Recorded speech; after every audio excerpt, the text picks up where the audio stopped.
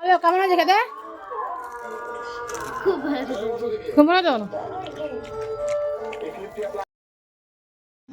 দেখো বন্ধুরা, ঘরে বসে আমার দিদিমেয়ে কীর্তন ইউটিউব দেখবে আর ঘরে বসে যেগুলো বানাবে।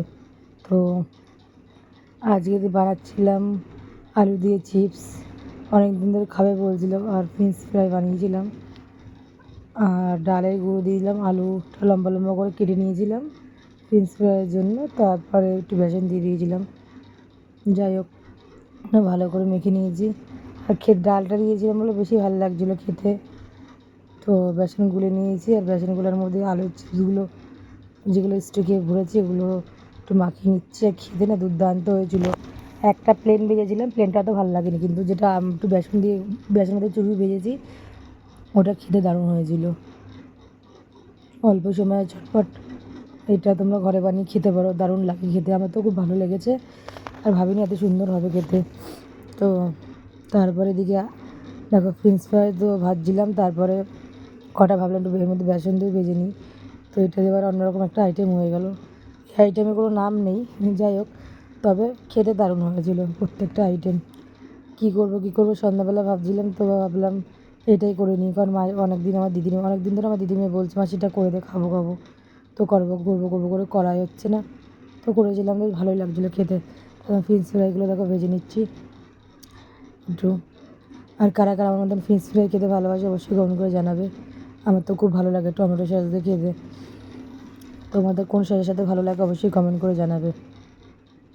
এটা বানিয়েছি 2-3 দিন হয়ে গেছে, বাট ভিডিওটা পোস্ট করা হয়নি, তো ভাবলাম তো আজকেই পোস্ট করব।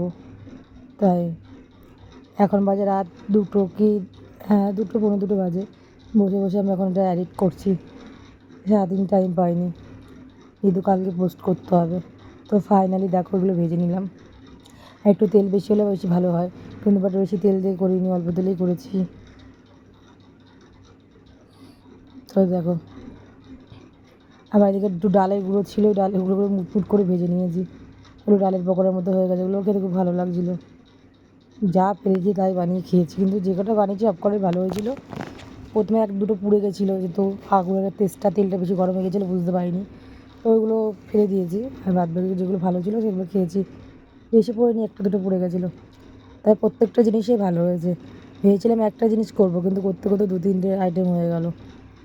তো এরকমই হয়, যখন যেটা ভাবা হয় তার উল্টোটাই হয়।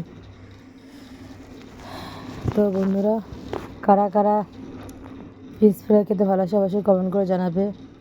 আমার না ডালের পকোড়াটা খুব ভালো লাগে এই রসুনের চাটনি দিয়ে খেতে, আদা রসুনের যে চাটনিটা হয় না।